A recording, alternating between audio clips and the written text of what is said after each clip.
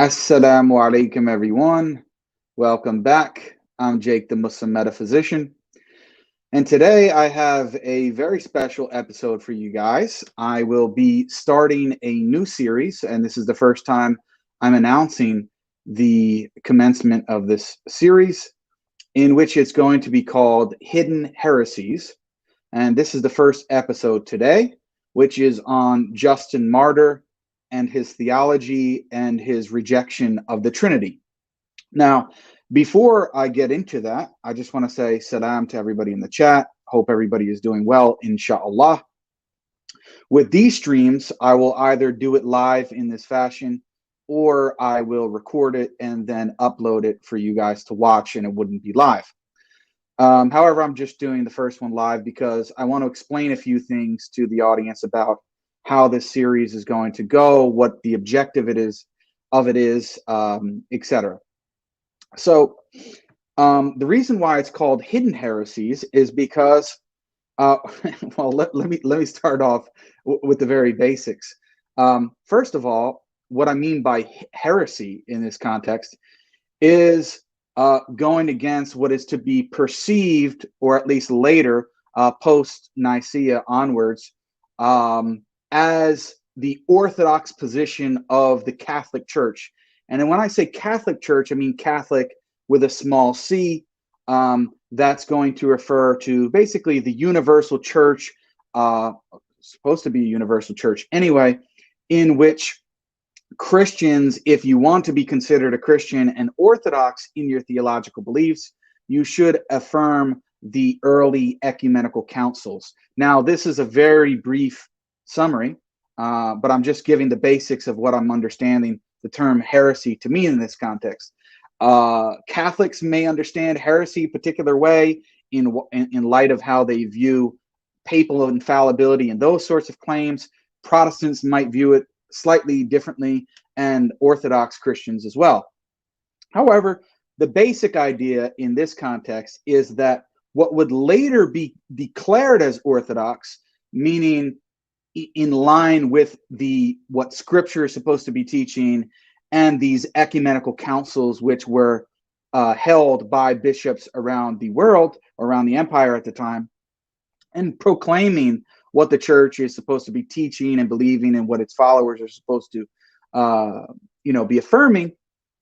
Those particular set of ideas and beliefs, earlier on in the first 3 centuries or so, were not necessarily held by Christian church fathers, those that are considered saints and adored and revered, and prayers are directed towards them, and all of and icons are made of these saints, etc., etc. These saints, and they're said to have apostolic succession, and also to teach what the Scripture teaches and what they were taught. See, in the Islamic context, we have what's called a sanad or isnad, chains that are supposed to be going back from later generations to earlier generations, and going all the way back, inshallah, hopefully, to the Prophet alayhi salatu wasalam. So Christians have a similar idea, or at least they attempt to say that there's some kind of unbroken chain of transmission that is going back from these later, what I would call developments in Christology and theology and Trinitarian thought, etc., etc. And it's supposed to be going back and back to earlier generations, all the way back to Jesus. So presumably he was teaching these things. The apostles were teaching these things and understood them, their immediate followers, and so on. So for the Muslim audience, you guys would be familiar with the hadith from the Prophet alayhi salatu wasalam, which speaks about the first 3 generations as having, or the Salaf, having a special significance in Islam in terms of interpretation of the deen or the religion, and the procurement of it, and really basically establishing the religion itself and proclaiming it to the world. Okay, so as Muslims, inshallah, we want to have our beliefs as best we can to be representative of what the early generation of Muslims taught, those that were companions of the Prophet alayhi salatu wasalam, those that were the students of them and the students of them. And we want to do that the best we can, right? So we have to, in order to do that, we have to take a look at what these early generations of Muslims taught. And in the case of Christianity, we take a look at what these earlier generations of Christians taught. Now, Christians have this system where they have saints and they have what are declared church fathers. And so, and in some cases, we'll be taking a look at church writers, those that are not considered saints by the church, or maybe by some churches, but not others, not received universally. We'll be taking a look at some of those figures as well, like Tertullian and Origen and Eusebius and those sorts of figures. But they're well known in terms of their names and their position in history. However, today we are going to be taking a look at Justin Martyr, who was an extremely influential church father, could be said to be the first great church father of the Christian era. And his status really amongst the Protestants, amongst the Orthodox, amongst the Catholics, I mean, they accept him unanimously. Nobody really rejects Justin Martyr in that sense, as having authority, as viewing him as a saint and a genuine practitioner of the Christian faith and espouser of Christian theology. So he's extremely important. He was born very early on in the year 100, so at the very start of the 2nd century. And for those who are familiar with the years ascribed to when the Gospels were written, the Gospel of John is said to be written around the year 90 or even going forward. So Justin Martyr was born just around when the Gospel of John was being written, shortly after that. Okay, so he's very early on. Now, I don't want to go into too much detail in terms of his biography. I assume that the audience will have some very basic general familiarity with who Justin Martyr is and what his status is in Christianity.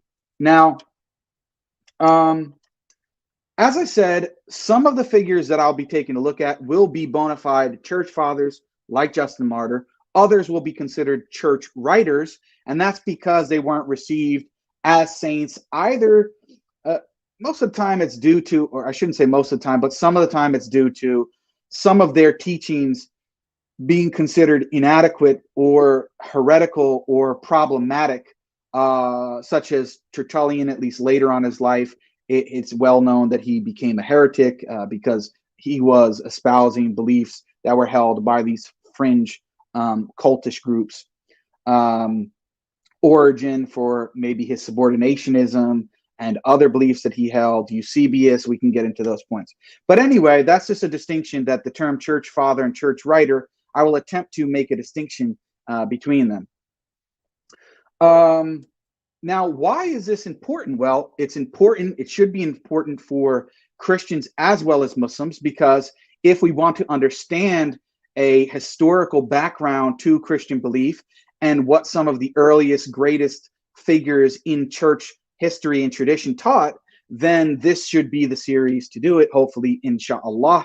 I'm going to try to keep the videos short and concise. This first one isn't going to be as concise and short as I would have liked, but that's just because part of this video is giving an introduction to what the series is going to be about, inshallah.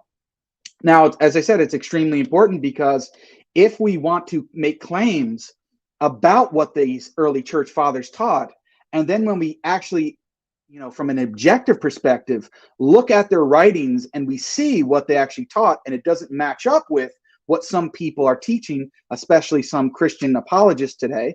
And I will maybe mention names and go into specific details in the future, but I'm not going to do that for this video. But an example in this case would be like someone telling us, well, Justin Martyr taught and positively affirmed and believed in the doctrine of the Trinity, one being three persons and so on. I'm not saying that all Christians teach this, because clearly we'll see in a minute that some Christians are honest and admit that Justin Martyr cannot be described in that manner. But certain Christian apologists, whether Catholic, Orthodox, or Protestant, sometimes portray the narrative as such. And I'm going to point out how misleading and either intentionally dishonest some of these Christians apologists are, or to be quite frank, maybe they're just ignorant and don't know that the church fathers didn't teach what they claim they taught. But other times, and I will attempt to show that it is malicious.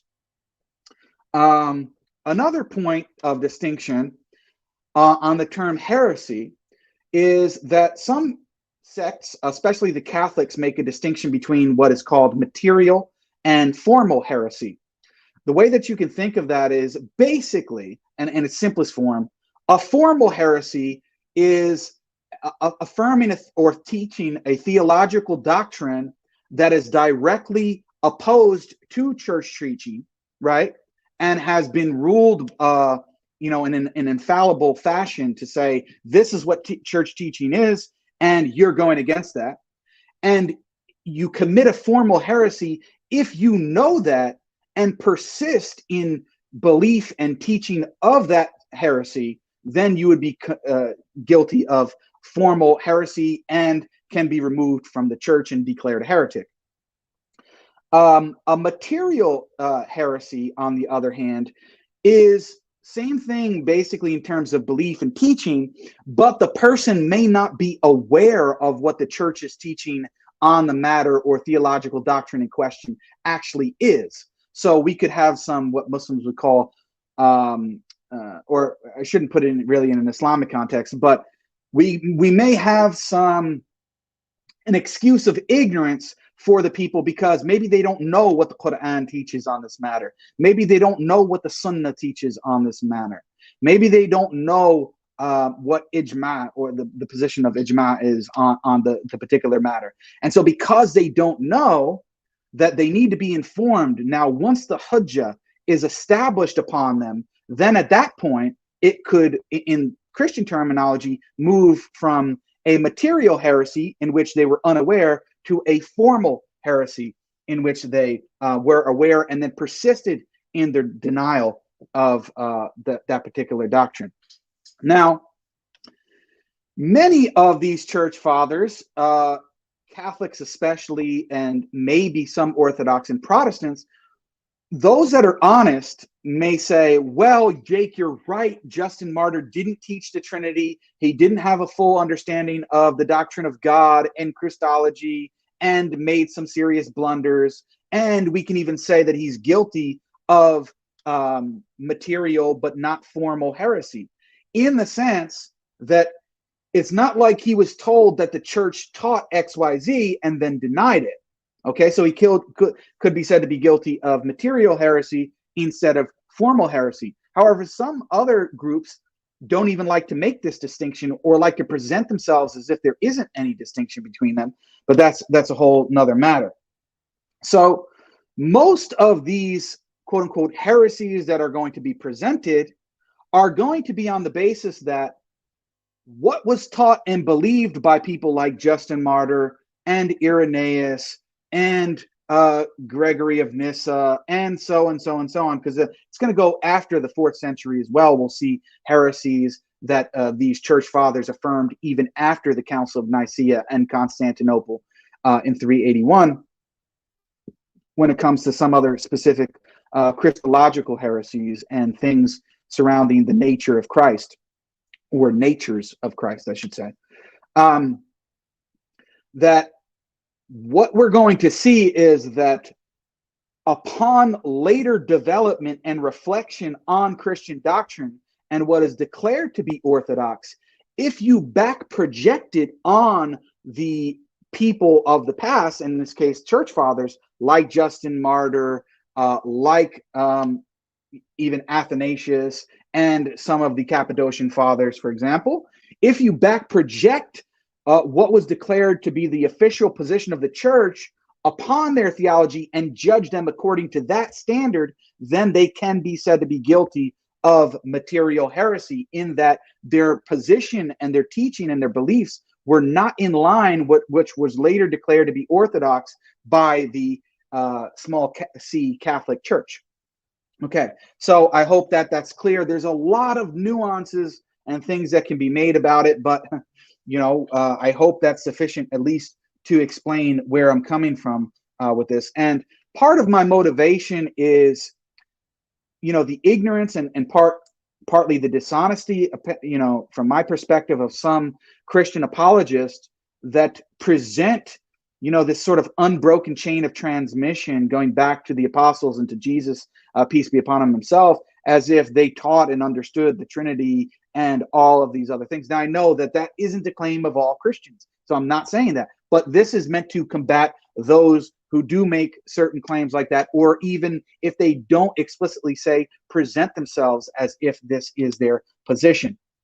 And also, it's just meant to, hopefully this series, inshallah ta'ala, is meant to benefit the Muslims, benefit the Christians, to open their eyes to see that the early church, even amongst the early church fathers, were not, this unanimous consensus of views regarding the nature and divinity of Christ and the Trinity and all of these other doctrines. It just simply wasn't the case. And as far as Muslims, for them to know and be able to understand that, to possibly use this material in dawah, or at the very least for their own knowledge and benefit, inshallah. So with all of that 15-minute or so rambling about what this series is supposed to be about, let me get into Justin Martyr. I explained that he was a very early church father. He has been received by the three major sects of Christianity, and for all intents and purposes, he's understood as a bona fide saint and church father. Was very early on extremely influential, had a background and study in philosophy and things of that nature. But let me just jump right into it, because as I said, I want to try to keep these discussions short and easy for you guys to be able to consume. So Justin Martyr, we have a few works from Justin Martyr. We have his first and second apology, and we have maybe his most famous work, which is called Dialogue with Trypho. Trypho was a Jew, and Justin Martyr presents sort of conversation style or a dialogue with this Jew, in which he's trying to, at the very least, persuade Trypho the Jew that Jesus is the promised Jewish Messiah and that he should accept him. But he also tries to, in that text itself, try to persuade Trypho that the angel of the Lord and the sort of angelic appearances of quote unquote God in the Old Testament are actually the Son, or Jesus Christ himself. But while he says that, he makes some very shocking statements and claims. Okay.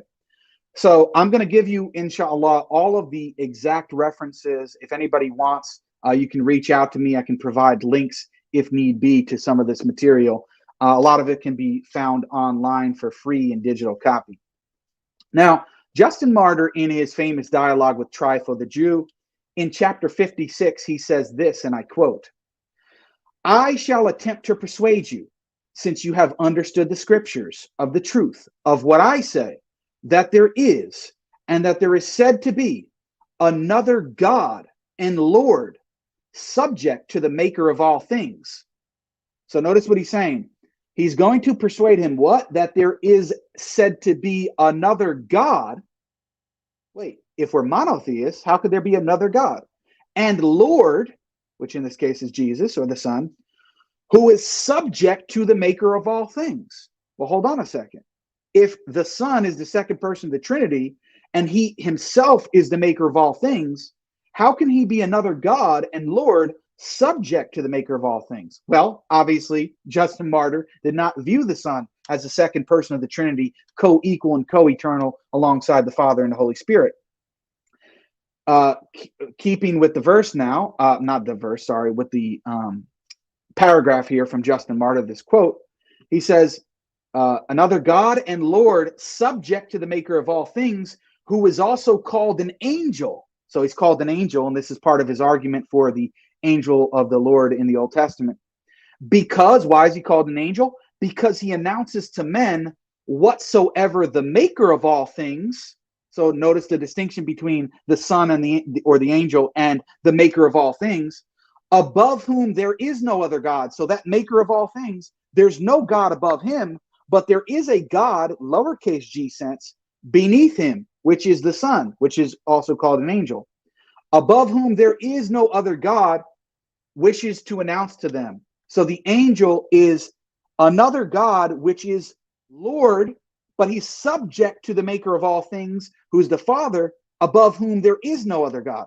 So there's this hierarchy of divinity. You have God with a capital case G at the top, who is the Father, the Son, who is God in a lowercase g, or in a sort of subordinationist understanding, who is the angel of the Lord and responsible for these appearances in the Old Testament, who is subject to the maker of all things. He's not the maker of all things himself, but the maker of all things, there is no God above him. Okay, so he's a sort of messenger, which even Muslims would accept that he's a messenger. Of course, we don't believe he was the angel in the Old Testament and so on, but we would accept that he is a messenger sent by God. So again, when I present some of these ideas, I'm not saying that Justin Martyr was a Muslim.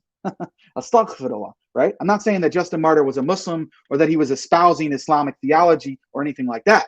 But what I am saying is he was not espousing later Nicene orthodoxy. And so in that sense, he would be considered to have a heretical view. Let me go on to the next quote. That was Dialogue with Trypho, chapter 56. Main point there to take note of is that Justin Martyr calls the Son an angel who is Lord, but subject to the maker of all things, and he is another God. Now, just so that you see that I'm not misrepresenting here, we'll see later in the same chapter, he says, and I quote Justin Martyr again, "I shall endeavor to persuade you that he who is said to have appeared to Abraham," remember those appearances I was talking about, "and to Jacob, and to Moses, and who is called God," so he's fine with him being called God, "is distinct from him who made all things." I didn't put these words in his mouth. This is clearly what Justin Martyr is saying. Who is called God is distinct from him who made all things. So he is not the creator. He is not the one who made all things, right? Then it further says, numerically distinct, not distinct in will. So he's saying, look, it's not merely distinct in will, or their wills aren't radically different because the Son does the will of the Father, right? But they are numerically distinct, meaning to say that they're not the same being. This is another God which is separate and numerically distinct from God the Father. This is another God that is numerically distinct from him who made all things. Now, this is quite shocking language, because if Jesus or the Son is supposed to be the second person of the Trinity who did make all things, how could he be numerically distinct and be called another God who is numerically distinct from the one who made all things? Obviously, Justin Martyr's conception was another. He had a different conception of God, a different conception of the Son. What is very important, and I want the audience to pay close attention to this, is you have to be aware of when Christian apologists, either unknowingly or maliciously, quote you a text from a church father in which Jesus is called God, or the Son is called God, or where the term the Trinity is mentioned. And we're going to see that in future episodes, inshallah ta'ala. That just because the Son is called God doesn't mean he meant God in the same sense that modern day Christians understand it, that he's co-equal and co-eternal with God the Father and the Holy Spirit and the second person of the Trinity, right? That's not what they meant. In other words, they believed, and in this case Justin Martyr, some of them, not all, Justin Martyr believed that the Son was another God, numerically and separately distinct from the Father, but could be called God in a certain sense, right? But not for him to ever possibly be confused with God the Father, the maker of all things. So just because you see a church father say that Jesus is God or the Son is God, doesn't mean that they meant that he was God in the same sense as what was declared at the Council of Nicaea and onwards. No, not at all. And this is a perfect evidence of that point. Okay. Now, let me give you some more evidence on this. This is chapter 60. Justin Martyr says in the same work, Dialogue with Trypho, chapter 60. Listen to what he says here. He actually mocks the idea that the Father could become incarnate, or that the Son who appeared on earth is the maker of all things. He actually mocks that idea. He says, he who has but the smallest intelligence, meaning, come on, don't you have the smallest intelligence to say that God was on a little portion of earth? What are you talking about? He says, he who has but the smallest intelligence will not venture to assert that the maker and father of all things, having left all supercelestial matters, was visible on a little portion of earth. So in this case, the Son is not the Father, so he's not a modalist, because he's clearly saying the Father and the Son are different. He's also saying that the Father, who's the maker of all things, could not have appeared on earth. Anybody with the smallest intelligence wouldn't think that, right? Because you have to understand that Justin Martyr was largely a Platonist. He came from a sort of Platonist background in which the God, the one God who above whom there is no other God, right, is so distant from the universe, he couldn't possibly become incarnate. But he sees Jesus or the Son or the Logos as a sort of mediator between the high God, or God with a capital G, and creation or men, that he is that mediator and he can become incarnate. But the Father, the high God, the maker of all things, no way, he could never become incarnate. So again, showing you the contrast between the conception of Jesus or the Son as a messenger and angel sent by God, rather than God the Father. And for those who don't know the doctrine of the Jehovah's Witness, they actually teach something very similar to what Justin Martyr taught, in the sense that they believe that Jesus is Michael the archangel. He's an angel who, yes, was responsible for those appearances in the Old Testament, and can even be called God in a certain sense. That's why if you look at their translation of the Bible in John chapter 1, they say that in the beginning was the Word, and the Word was with God, and the Word was God. In that part, they say in the beginning was the Word, and the Word was with God, and the Word was a God, right? The Word was a God. Justin Martyr believes that the Word was a God, but is not the God. Right? Difference. So and a lot of times Jehovah's Witness, and I'm not defending their doctrine because they don't teach the correct Christology as far as Muslims are concerned, and who Christ is and was, and what his status was. We don't believe what Justin Martyr nor these Jehovah's Witnesses teach. But it is strikingly similar to what the Jehovah's Witnesses teach. And to be quite frank, in a more broader generalization, Justin Martyr can be conceived of as an Arian. And the Arians and Arius basically taught, in a certain sense, the Arians didn't have a problem with saying that Jesus or the Son is God. They just didn't believe that he was God in the same sense, or homoousion, having the same nature or essence as the Father. They did not believe that. They believed that he was God in a lowercase g sense, or in a lesser subordinationist sense. And there are different ways that they fleshed it out, whether it meaning that he wasn't eternal, or that he was eternal, but he was begotten of the Father. There are different conceptions. But the point is, they did not believe that he was equal to God the Father, right? So Justin Martyr and Arius and the Jehovah's Witnesses actually have a greater claim, in my opinion, to Justin Martyr than these modern day Orthodox folks do. And when I say Orthodox, I mean those who are proclaiming what was taught at Nicaea and onwards, right? And that's why Arians like Arius and others actually went back to figures like Justin Martyr and say, hold on a second, we're not teaching something contrary to the church or what the apostles and the church fathers taught. We're actually in line and have a more conservative understanding of what they taught than you guys do. You're the guys that are innovating. You're the guys that are engaging in this deviance, right? And bid'ah, what we call bid'ah in Islamic terminology. That's what you guys are doing, not me, not Arius, right? So Justin Martyr was basically an Arian. And I'm going to show you guys from secondary sources, based on the quotes that I'm reading here, that this is not just my interpretation. I'm going to show you secondary sources from Trinitarian Christians which read these texts of Justin Martyr and are saying the exact same thing. Now, here is another text from Justin Martyr in the same text, Dialogue with Trypho, earlier on. And this is chapters, we can find this in chapter 48 and 49, right? There's a back and forth. I'm going to sort of skip forward because I don't want to make the video too long, as I said. There's a back and forth between Justin Martyr and Trypho about what Jesus' status is. And Justin's trying to persuade him here, right?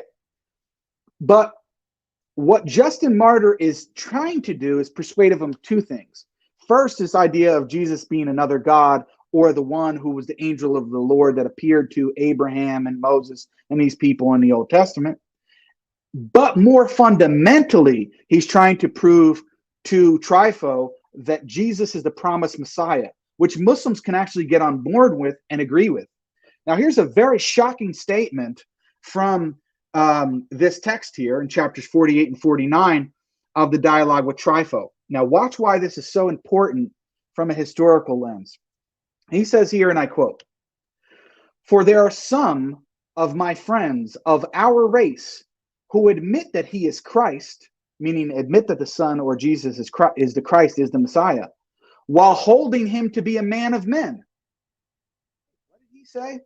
Some of his own friends, his friends of our race, admit that he is Christ or the Messiah, but hold him to be a man of men, meaning he's merely a man. He's not God in the high God sense, nor is he another God even in the Justin Martyr lowercase g sense. But he says, with whom I do not agree, because we've already seen what he teaches. He believes that he's more than man, right? He's God in some derivative or some subordinationist sense, right? Maybe even in an Arian sense, but not in the high God sense. But he's not also merely a man like other prophets, right? He says, with whom I do not agree, nor would I, even though most of those have now the same opinions as myself should say so. So he's saying, look, there are many people who agree with me, many people who don't agree with me. He considers them friends. Why would he use this language? He doesn't call them a heretic and say, oh, this guy doesn't believe in the divinity of Christ or believe that the Son is the second person of the Trinity. Get him out of here. He's a heretic. No, he doesn't do that. He says that they're his friends. They may have even been in his church, right? Maybe even people he had fellowship with in that sense. Okay? They do not have the same opinions as him, right? Since we are enjoined by Christ himself to put no faith in human doctrines, but in those proclaimed by the blessed prophets and taught by himself. Now, Trypho responds to that and he says, those who affirm him to have been a man and to have been anointed by election and to have become Christ appear to me to speak more plausibly than you who hold those opinions which you express. For we all expect that Christ will be a man born of men, right? And then he goes on to speak further about what he's saying. But Trypho's response is, look, if you're going to give me the two options, Jesus is merely a man who was the Christ and promised Messiah. He's like, look, I'm not buying that now, but it's more plausible than the idea that you're putting forward that he's like this sort of demigod, right? But what the very least, what this dialogue is going to show you is that Justin Martyr did not believe that those who rejected the divinity of Christ could not be said to be Christians. He says that they're his friends. And he says, look, I disagree with them, but don't worry about it. At the very least, just accept that Jesus is the Christ. Just accept that Jesus is the Christ, and all that other stuff about him being another subordinate God, don't worry about that. That's kind of like theological, fluff or add-on. Not to say that Justin Martyr didn't think it was important. Of course he did. But I'm saying he sees the claim as Jesus being the Messiah, which Muslims can get on board with, and which Jews believe there is a promised Messiah, as much more fundamental, to the extent that if you accept that but reject that he was another God in a lowercase g sense, we can still accept you, and I can still call you a friend, right? That's his position. Now, this is very eye-opening for those who want to look into the perspective of early Christianity and what some of these church fathers taught. Now, that's the sum up for what I want to say on Justin Martyr in terms of the primary sources. Actually, I have one more reference, which I'm going to read here from this text.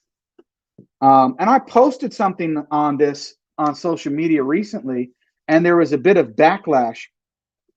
This comes from a text called The History of Christian Thought by Jonathan Hill. As far as I know, he's a Trinitarian Christian writer, but he goes through all these different church fathers and church writers, and going all the way through the medieval period and the Reformation and the modern age, 20th century, and so on. So one of the first people he takes a look at is Justin Martyr. In fact, what does he say here? Okay, one second. Just want to make sure I'm reading at the right place. Yeah, so he opens it up by saying, the life and work of Justin Martyr, the first true church father, heralds a new and immensely fruitful departure for Christian thought. Virtually single-handedly, he kick-started the Christian dialogue with rival philosophies and set the church on the road to an intellectually coherent account of its faith. Right? Then he talks about Justin was born a pagan, probably around the year AD 100 in Palestine. Okay, and he explains that he was a very educated man in terms of philosophy. Now, here's another text besides the Christology and stuff on the Trinity. This is from a different text called The First Apology by Justin Martyr. And he says, and I quote, both the Father and the Son who came forth from him and taught us these things, and the host of the other good angels who follow and are made like him, the prophetic spirit, we worship and adore. So notice what he's saying here is that not only the Father and the Son, but the host of the good angels that are made like him, meaning made like Christ, and the prophetic spirit, we worship and adore. So the same term for worship and adore that's being applied to the Father is also being applied to the Son, the angels, and the prophetic spirit. So Justin Martyr also seems to be proclaiming at very early on angelic worship, or the worship of angels, which is obviously deeply problematic from a Muslim perspective and from the perspective of even Christian orthodoxy, or what was later conceived of as Christian orthodoxy. Now, when I put this on social media, people said, well, Jake, you don't even know how to read the text. What are you doing? You have a reading comprehension problem. Well, hold on a second. Is this me representing, or does Justin Hill interpret it the same way? Listen to what Justin Hill says about this apparent angelic worship by Justin Martyr.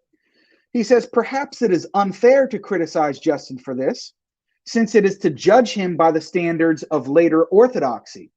But again, you see, he's admitting that what he's teaching seems heretical, but he's saying, well, maybe it's unfair to judge him because of what was later declared to be orthodox. But listen to what he says. But more serious is his handling of the Logos itself. Is the Logos really God? Or is it simply the first and greatest of God's creation? If part of what it is to be God is to be immeasurably distant from the world, then the Logos cannot be God. So this goes in line with his Platonic idea that God is so distinct and other from the world that he can't enter it in any sense. On the other hand, Justin speaks of worshiping the Logos and even talks about, quote, two gods. So did I misrepresent Justin in that earlier text about another God or two gods? Apparently not, according to to Jonathan Hill. Yet it seems clear that the Logos is worshipped only in second place after the Father. The account may have been adequate for Justin's purposes, which was to defend the Christian adoration of Jesus to a skeptical philosophical audience. But the lack of clear definitions was to cause huge problems for the future.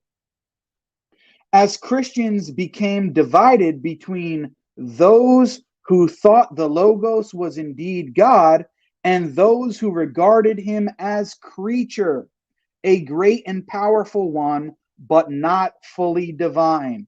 So he's saying that Justin Martyr thought that Jesus was a creature and maybe a great and powerful one, but not fully God, or God in the same sense as the Father, right? So it's very clear what Jonathan Hill here is saying in terms of his interpretation of the passage. And I'm going to show another author to show that I'm not going to have biases. Now, I can't go through 10 different secondary sources. If I had the time, I would, but I want to keep these videos, and especially going forward, inshallah, as short and brief as I possibly can. Now,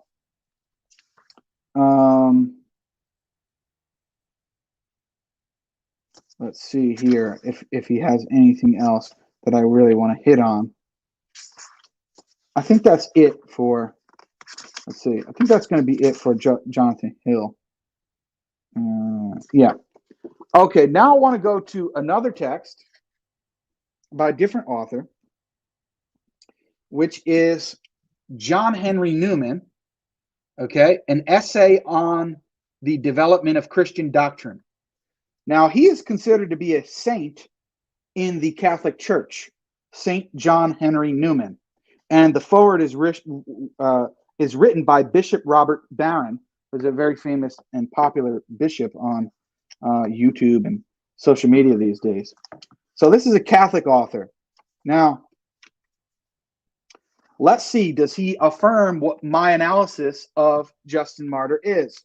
So on page 13 of the introduction of this text, and it may be different depending on the publication, but the publication I have is World on Fire Classics.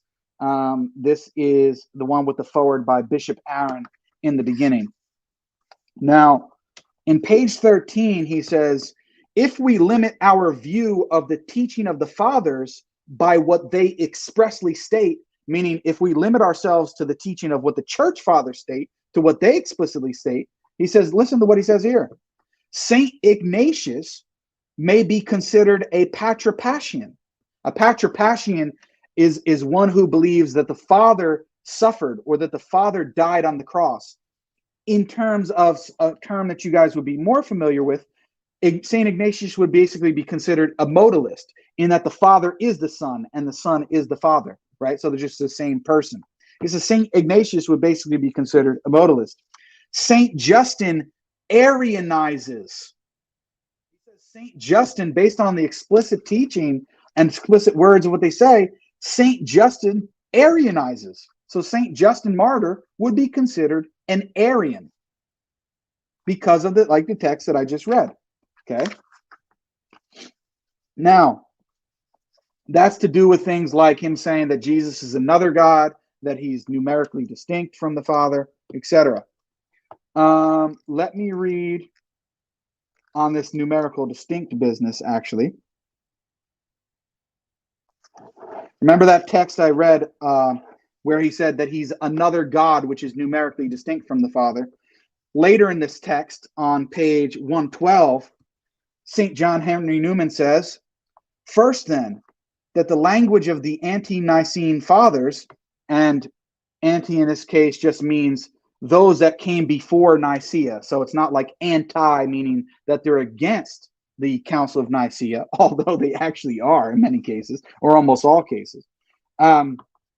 It just means those that came, the church fathers that came before Nicaea, which was the first ecumenical council in 325 of the Christian era. He says, first then, that the language of the ante-Nicene fathers on the subject of the Lord's divinity may be far more easily accommodated to the Arian hypothesis. So he admits that when it comes to evaluating the church fathers that came before Nicaea, their words actually more easily make sense in light of Arianism. He's actually admitting this. And this is why he said St. Justin Martyr Arianizes. And why I said his doctrine seems like Arius's in some respects, because he doesn't have a problem calling him God, but he's a God in a subordinationist sense, a lesser divinity. Okay, so the ante-Nicene fathers on the subject of the Lord's divinity may be far more easily accommodated to the Arian hypothesis than can the language of the post-Nicene is agreed on all hands. What does that mean, folks? For the Muslim audience, that means there's ijma, meaning amongst scholars, not these internet, low-level apologists. Amongst serious scholars, the language used by the fathers that came before Nicaea more easily can be, accommodated to the Arian hypothesis or seem like Arianism rather than the Orthodox position, right? One being three persons, co-equal, co-eternal. He says this is agreed upon by all hands, or agreed on all hands, meaning all people. He says thus, and his explanation of why he says that is this: thus Justin Martyr speaks of the Son as subservient to the Father in the creation of the world, because as I showed, he's subject to the maker of all things. He himself is not the maker of all things, right? As I showed before, as seen by Abraham, meaning as I showed by seen by Abraham, as speaking to Moses from the bush, as appearing to Joshua before the fall of Jericho. So all these appearances in the Old Testament, this is supposed to be Justin Martyr. This is supposed to be the Son. As minister and angel. Remember those texts where I read where he clearly states he's angel. And here's the key part. And as numerically distinct from the Father. So again, we see that John Henry Newman is interpreting on the basic level Justin Martyr's words as my exact understanding of Justin Martyr. Somebody asks who I'm quoting. Again, guys, this is John Henry Newman, an essay on the development of Christian doctrine. Very influential and important work. He was a Catholic author and is considered to be a saint by the Catholics, right? So this is not, John from down the block. This is a serious scholar and somebody who is revered by the Catholic Church. He's at least honest in handling and saying, look, Justin Martyr looks like an Arian, right? And he's agreeing with what I'm quoting and referencing in those earlier texts. Now, here's going to be my last and final text from John Henry Newman. And this is going to be for all of those haters and people saying that Jake has a reading comprehension problem. Well, maybe John Henry Newman had a reading comprehension problem too when I put that post out about Justin Martyr proclaiming worship of angels or angelic worship. So this is on page 15 of the same text. He says this, and I quote, and again, as to the argument derivable from the doxologies, it must not be forgotten, or doxologies has to do with worship, right? Must not be forgotten that one of the passages in St. Justin Martyr includes the worship of angels. In other words, do you want to use this argument about, well, Jesus was worshipped? Well, he's responding, Jesus was worshipped, so that must mean the Trinity, or he must be God in the same sense as the Father, right? Well, his response is, how are you going to do that, mate? Because Justin Martyr is proclaiming the worship of angels. So if worship of a being equals divinity in the same sense as the creator God, then that's a problem, because Justin Martyr says that we're worshiping the angels. So maybe they're God in the same sense as the Father. So again, here's a quote, page 15.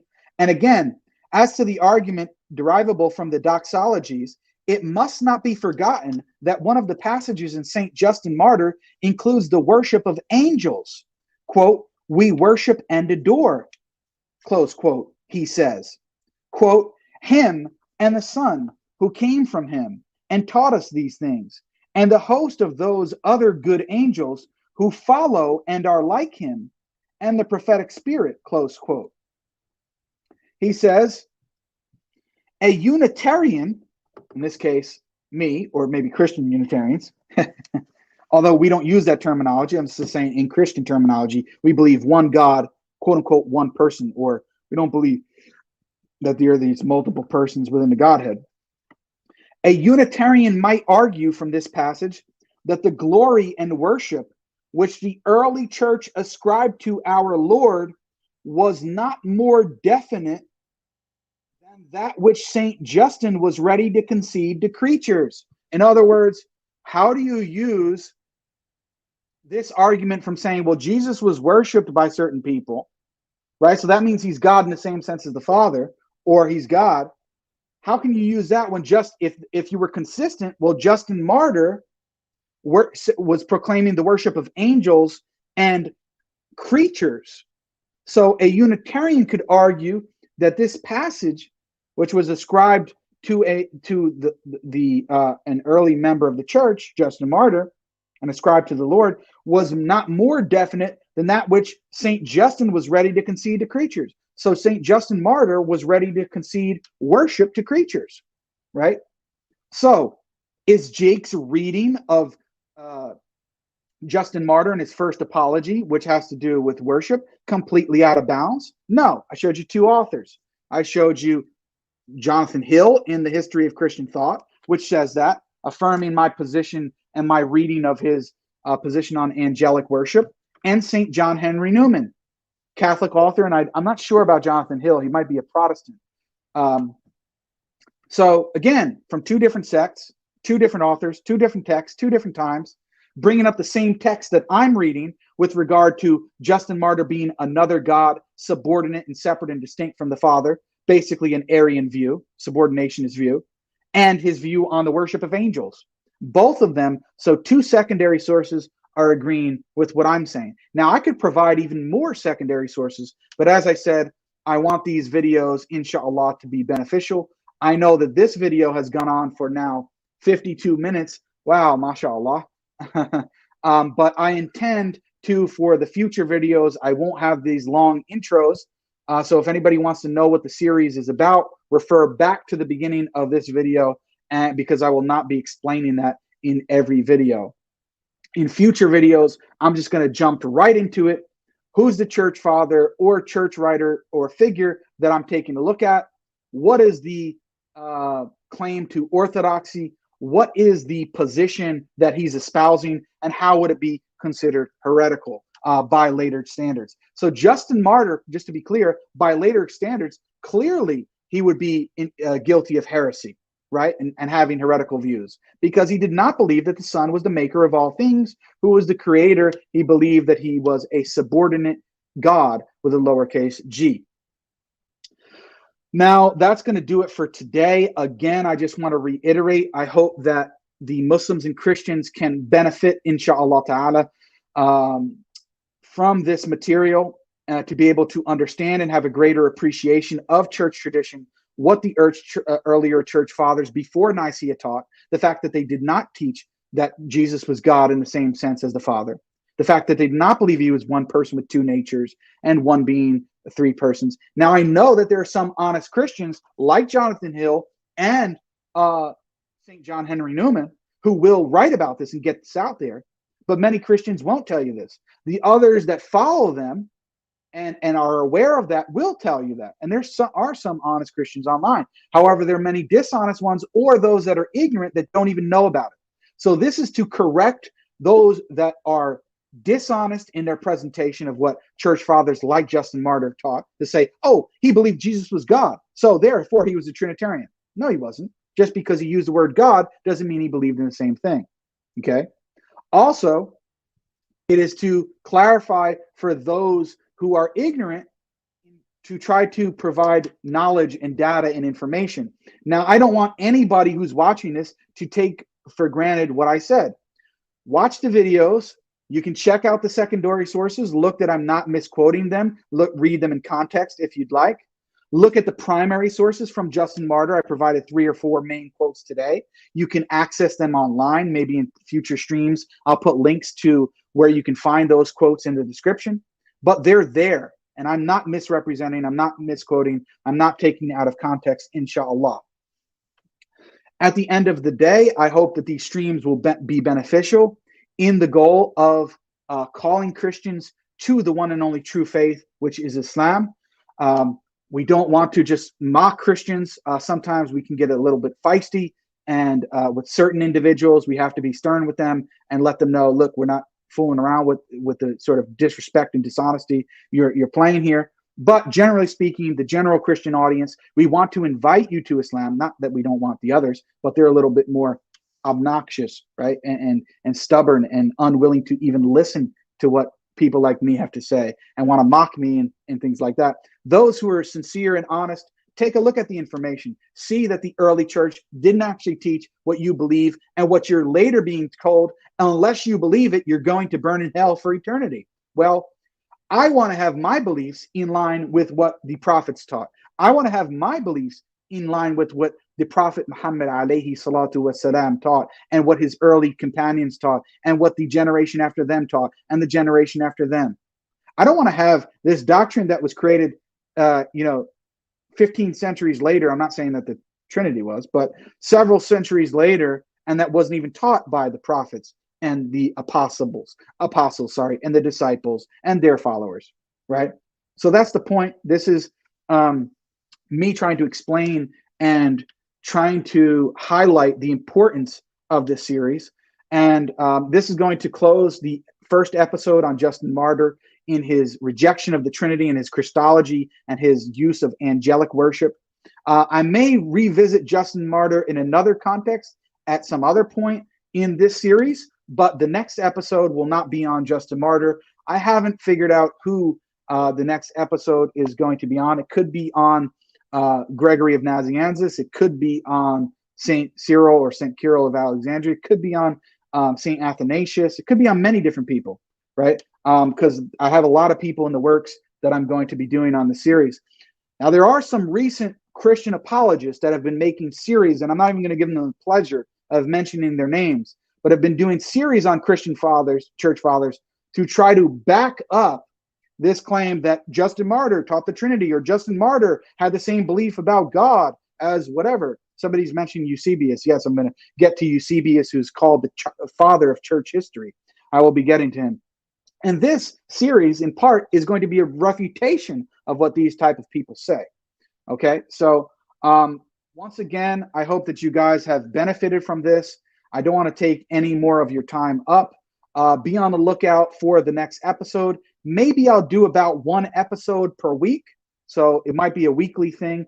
There's not going to be a set day for it, like testing the Trinity Tuesdays, although the past 2 Tuesdays I've been so busy I haven't been able to do it. But inshallah ta'ala, maybe I'll get back to testing the Trinity series on Tuesday nights next Tuesday. I hope that you guys will benefit from the stream. Please, if you think this is beneficial information, make sure you give it a thumbs up, like this stream, subscribe, put the bell notification on if you want to get notified when I'm going live or when my videos are going to be released. Please share the content with your friends and family, those that may be interested in it, and share it on your social media platforms. No matter how big or how small, it does help. Trust me, it does help with the algorithm, leaving comments and things like that. All of that is much appreciated. That's if you want the channel to grow and more people to be able to benefit what you think that you're benefiting from with this channel. Okay, guys, with all of that being said, and we're not going to tolerate trolls in the chat. This is going to be academic, beneficial stream. I want to put it out there. I may have missed a couple super chats. Please forgive me. I do apologize. I just was so in the zone reading these texts. I'm going to be, when I do these streams, another thing I want to note is I'm, for the most part, am going to be locked in and just quickly reading the quotes, explaining the context, explaining what the problem is and how this would be considered heresy, at least material heresy, right? And explaining that, and I'm not going to be engaging, even though it's a live stream, I'm not going to be engaging with much questions or comments from the audience. So I hope that you guys understand that. With that being said, until next time, and look out for on my social media, things like Twitter, Facebook, even in the YouTube community post section, and other places. Now I'm on TikTok. I got a couple things on there. Look out for updates there, inshallah ta'ala, for the next episode in this series, Hidden Heresies, where we will be exposing the heresies of early church fathers that would be declared heretical by later standards of orthodoxy. Until next time, guys, inshallah ta'ala, assalamu alaikum wa rahmatullahi wa barakatuh.